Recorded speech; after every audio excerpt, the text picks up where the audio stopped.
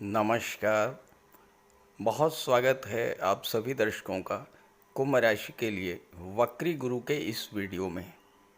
क्या लेकर आए हैं वक्री गुरु? जी हाँ, 9 अक्टूबर दोपहर 12:35 पर ज्ञान, धन, संतान, विवाह, मान सम्मान के कारक देवगुरु बृहस्पति वृषभ राशि में वक्री होने जा रहे हैं और 4 फरवरी 2025 तक वृषभ राशि में ही वक्री रहेंगे। वर्तमान में देवगुरु मंगल के नक्षत्र मृगशिरा में गोचर कर रहे हैं और 28 नवंबर को नक्षत्र परिवर्तन करके चंद्रमा के नक्षत्र रोहिणी नक्षत्र में गोचर करेंगे। मंगल और चंद्रमा दोनों ही गुरु के परम मित्र हैं और अपने मित्र के नक्षत्र में गोचर करते हुए देवगुरु बृहस्पति कुंभ राशि के जातकों को अत्यंत शुभ फल प्रदान करेंगे और आपके जीवन में लंबे समय से चले आ रही परेशानियों का अंत करेंगे। वर्तमान में कुंभ राशि के जातकों के जीवन में शनि की 7.5 गतिमान है और शनि भी वक्री हैं। 7.5 का दूसरा चरण चल रहा है और ऐसे में गुरु का वक्री होना आपके लिए विशेष शुभ फल देने वाला है। तो इस गोचर का कुंभ राशि के जातकों के जीवन पर क्या प्रभाव पड़ेगा, इसी का विश्लेषण करेंगे इस वीडियो में। ये विश्लेषण आपकी चंद्र राशि के आधार पर किया जा रहा है और वीडियो के अंत में मैं आपको देवगुरु के उपाय भी बताऊंगा। तो ये है कुंभ राशि के जातकों की कुंडली। देवगुरु आपकी कुंडली के चौथे भाव में वक्री हो रहे हैं और आपके राशि के स्वामी शनिदेव भी वक्री अवस्था में गोचर कर रहे हैं। एक आम धारणा है कि वक्री अवस्था में ग्रह उल्टी दिशा में गतिमान होते हैं, जबकि ऐसा नहीं है। होता क्या है कि वक्री अवस्था में ग्रहों की चाल धीमी हो जाती है और जब ग्रह अपनी सामान्य गति से धीमी गति में गतिमान होता है तो पृथ्वी से देखने पर ऐसा लगता है जैसे ग्रह विपरीत दिशा में गति कर रहा है, जबकि सच्चाई यह है कि वक्री अवस्था में ग्रहों की गति धीमी होती है और किसी भी ग्रह को वक्री अवस्था में चेष्टा बल की प्राप्ति होती है। दूसरी बात, कोई भी ग्रह वक्री अवस्था में एक भाव पीछे का भी फल प्रदान करता है। तो गुरु यहाँ पर चौथे भाव का तो फल देंगे ही साथ तीसरे भाव का भी फल देंगे। देवगुरु लाभ के भाव के स्वामी होकर के चौथे भाव में गोचर कर रहे हैं, तो चौथे भाव की चीज़ों का लाभ आपको प्रदान करेंगे और चूँकि धन भाव के भी स्वामी हैं और लाभ के भाव के स्वामी हैं, तो आपके इनकम में भी वृद्धि करेंगे। एक और महत्वपूर्ण बात कि 28 नवंबर तक मंगल के नक्षत्र में गोचर करेंगे, तो दशम भाव का भी फल देंगे और तीसरे भाव का भी फल देंगे, क्योंकि इसके स्वामी हैं मंगल। और 28 नवंबर को जब चंद्रमा के नक्षत्र में गोचर करेंगे तो छठे भाव का भी फल देंगे, क्योंकि छठे भाव के स्वामी हैं चंद्रमा। आगे बढ़ने से पहले मैं एक बात आपसे कहना चाहता हूँ कि कुंभ राशि के 1-2 नहीं करोड़ों जातक हैं और अक्सर आपके कमेंट्स आते हैं कि ग्रह राशि परिवर्तन करते हैं, वक्री होते हैं, मार्गी होते हैं, उच्च के होते हैं, शत्रु या मित्र राशि में गोचर करते हैं। किसी भी स्थिति में हो, लेकिन आपको जो लाभ मिलना चाहिए वो नहीं मिल पा रहा है। थोड़े से ही जातक ऐसे हैं जिनको कि इसका लाभ मिल जाता है। तो इसके लिए आपको अपनी कुंडली को देखना होगा, आपकी कुंडली में उस ग्रह की क्या स्थिति है। लेकिन अगर आपकी जन्म कुंडली में कोई ग्रह कमज़ोर है तो उस ग्रह का उपाय करके पूरा लाभ लिया जा सकता है और उपाय भी बहुत आसान उपाय हैं। अब आप गुरु की बात कीजिए।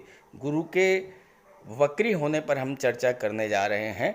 तो अगर आपकी कुंडली में गुरु कमज़ोर हैं तो अगर आप गुरु का उपाय करेंगे तो आपको जो लाभ मैं बताने जा रहा हूँ वो लाभ मिलेगा। उपायों पर आज आगे चर्चा करेंगे। फिलहाल तो चर्चा करते हैं कि इस समय आपको गुरु किस तरह का लाभ प्रदान करेंगे। चौथे भाव में है गुरु, और जब भी गुरु का गोचर चौथे भाव में या केंद्र के भाव में होता है तो ऐसी स्थिति में आप पर किसी और ग्रह का अशुभ प्रभाव नहीं पड़ता है। गुरु आपको किसी भी ग्रह के अशुभ प्रभाव से पूरी तरह से सुरक्षित निकाल लाते हैं। आपके जीवन में शनि की 7.5 चल रही है और 7.5 के कारण आपको तरह तरह के कष्ट झेलने पड़ रहे हैं। शनि वक्री हैं तो 12वें भाव का भी फल दे रहे हैं, तो बिला वजह के खर्चे बढ़े होंगे, स्वास्थ्य खराब हुआ होगा और मन में तमाम तरह की चिंताएं, तमाम तरह के अनजाने भय, डिप्रेशन की स्थितियां, इस तरह की तमाम समस्याएं आपके जीवन में, और सबसे बड़ा आर्थिक संकट। तो इस तरह की जो समस्याएं आपके जीवन में चल रही हैं, उन समस्याओं से आपको राहत देंगे इस समय देवगुरु बृहस्पति, क्योंकि चौथे भाव में हैं और लाभ के भाव के स्वामी हैं। तो चौथे भाव की चीज़ों का सुख आपको प्राप्त होगा। अब चौथा भाव क्या है? चौथे भाव को सुखों का भाव कहा जाता है। तो आपके सुखों में वृद्धि होगी, मन की चिंता तनाव दूर होगा, मन की शांति आपको प्राप्त होगी। चौथा भाव प्रॉपर्टी का होता है। प्रॉपर्टी को लेकर के कोई समस्या आपके जीवन में चल रही है, कोई विवाद चल रहा है, उसका एक तर्क संगत हल आपको मिल जाएगा। चौथा भाव रियल एस्टेट को शो करता है। कुंभ राशि शनि की राशि है जो कि निर्माण के कारक होते हैं। तो कुंभ राशि के वो जातक जो रियल एस्टेट से जुड़े हैं, प्रॉपर्टी डीलिंग का कार्य करते हैं, बिल्डर हैं, प्लाटिंग का कार्य करते हैं, ज़मीन खरीदते बेचते हैं, मकान बनाकर बेचते हैं, इस तरह का जो व्यापार व्यवसाय कर रहे हैं और उनके व्यापार व्यवसाय में जो मंदी की स्थिति बनी हुई है, नुकसान हो रहा है, घाटा हो रहा है, तो इस तरह की समस्याओं से आपको राहत मिलेगी, क्योंकि लाभ की स्थिति अब बनेगी। अब आपको अपने कारोबार से, अपने व्यवसाय से लाभ होगा, आपकी इनकम में वृद्धि होगी। एक और महत्वपूर्ण योग यहाँ पर बन रहा है। जब भी जन्म कुंडली हो या गोचर कुंडली हो, गुरु और मंगल का संबंध बनता है। अब यहाँ देखिए, 10वें भाव पर गुरु की दृष्टि है और 10वें भाव के स्वामी मंगल हैं और मंगल के ही नक्षत्र में गुरु का गोचर है। तो ऐसे में मल्टीपल सोर्स ऑफ इनकम बनते हैं, आय के एक से अधिक साधन बनते हैं। तो 28 नवंबर तक का गोचर काल वो समय रहेगा जबकि आपके लिए extra source of income generate होंगे, आय के साधन बढ़ेंगे और आपकी इनकम में जो कमी आई थी, आपका जो पैसा कहीं रुक गया था, पैसा जो आपको मिलना चाहिए था नहीं मिल पाया, इस तरह का पैसा आपको मिलेगा। और चूंकि चौथे भाव की चीज़ों का लाभ आपको गुरु देंगे, इस समय भूमि भवन प्रॉपर्टी को लेकर कोई पुराना सपना भी आपका पूरा हो सकता है। गुरु एकादश और द्वितीय 11वें और दूसरे भाव दोनों के स्वामी हैं और सुख के भाव में बैठे हैं। तो 11वें भाव और दूसरे भाव की चीज़ों का सुख मिलेगा आपको। अब दूसरा भाव क्या है? दूसरा भाव पैतृक संपत्ति है। दूसरा भाव आपका संचित धन है, आपका बैंक बैलेंस है, आपका निवेश है। 11वां भाव आपकी इनकम है। 11वां भाव आपके बड़े भाई मित्रों को, आपके सोशल सर्किल को शो करता है। तो इस समय आपको मित्रों से लाभ होगा, अपने सोशल सर्किल से आपको लाभ मिलेगा। 10वीं पर दृष्टि है तो गवर्नमेंट से इस समय आपको लाभ मिल सकता है। दूसरे भाव के स्वामी होकर के सुख के भाव में बैठे हैं गुरु, तो दूसरे भाव का सुख मिलेगा, यानी कि आपको धन का सुख प्राप्त होगा, पैतृक संपत्ति का लाभ हो सकता है और आपका बैंक बैलेंस जो कि घटते घटते ज़ीरो पर पहुंच गया था, वो बैंक बैलेंस बढ़ना शुरू हो गया होगा। 28 नवंबर को जब गुरु रोहिणी नक्षत्र में गोचर करेंगे तो छठे भाव की चीज़ों का फल देना शुरू करेंगे। तो इस समय आपको अपने कर्जों से मुक्ति मिलेगी। आपने कोई कर्ज ले रखा था या कोई आपने बैंक से लोन ले रखा था, ईएमआई आप दे रहे थे, बीच में किसी वजह से आपकी ईएमआई टूट गई, तो अब आपको इतना पैसा मिलेगा कि आपकी ईएमआई रेगुलाइज होगी, बैंक से आपको राहत मिलेगी। हो सकता है आपको वन टाइम सेटलमेंट का भी लाभ मिल जाए। 28 नवंबर को जब छठे भाव का सुख प्रदान करेंगे गुरु, तो कोई कोर्ट कचहरी का मैटर है, कोई शत्रुता है, उससे राहत मिलेगी। छठा भाव नौकरी का होता है और 10वें भाव पर दृष्टि डाल रहे हैं, नौकरी और कैरियर का संबंध बन रहा है। तो जो छात्र प्रतियोगी परीक्षाओं की तैयारी कर रहे हैं, जो रोजगार की तलाश में हैं, उनके लिए रोजगार के नए नए अवसर भी इस समय बनेंगे। छठे भाव पर गुरु की दृष्टि, छठे भाव का लाभ, जब छठे भाव का संबंध गुरु से बनता है तो एक खास बात यह है कि आपकी इंट्यूशन पावर बढ़ती है, यानी भविष्य में होने वाली घटनाओं का आपको आभास हो जाता है।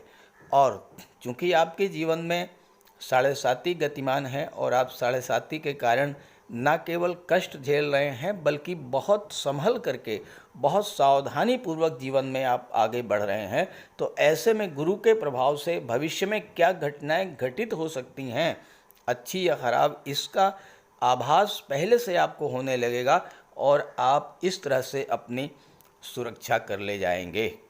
गुरु की दृष्टियों की बात करें तो गुरु की दृष्टि अष्टम भाव पर पड़ेगी। अष्टम भाव पर गुरु की दृष्टि पड़ने से एक तो ये होगा कि आपका कोई डूबा हुआ पैसा है वो मिल जाएगा। दूसरा प्रभाव ये होगा कि जो लोग ज्योतिष, तंत्र मंत्र या रिसर्च के क्षेत्र से जुड़े हैं, इंश्योरेंस के क्षेत्र से जुड़े हैं, उनके लिए भी धन प्राप्ति के नए नए अवसर बनेंगे, उनकी भी इनकम में वृद्धि होगी।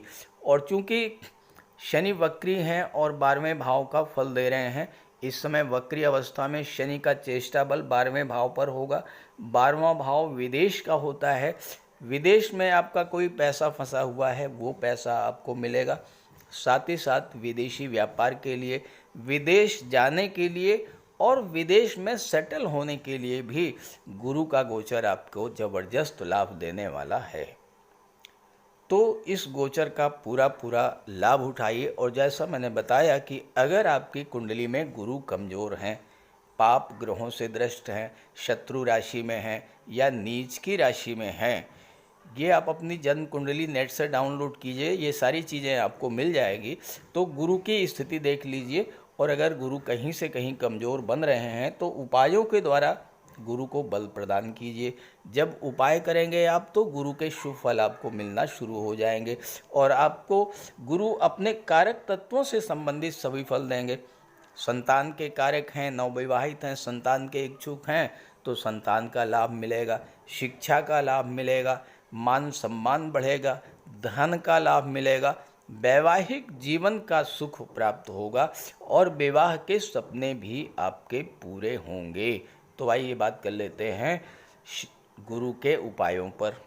और साथ ही साथ अगर ये वीडियो, ये जानकारी आपको अच्छी लगी हो तो अपने साथियों मित्रों को भी ज़रूर शेयर कर दीजिएगा।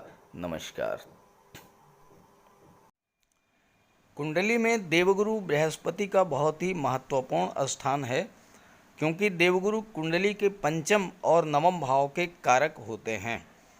पंचम भाव से संतान का विचार किया जाता है, शिक्षा का विचार किया जाता है और नवम भाव से भाग्य का विचार किया जाता है। गुरु ग्रह भाग्य के लिए जिम्मेदार माने जाते हैं और किसी भी कार्य की सफलता के लिए देवगुरु का मजबूत होना बहुत ज़रूरी है। जब कुंडली में देवगुरु मजबूत होते हैं तो भाग्य का साथ मिलता है, जिस काम में हाथ डालते हैं वो सफल होता है, विवाह समय से होता है, शिक्षा अच्छी मिलती है, गुरु की कृपा रहती है, धन की प्राप्ति होती है।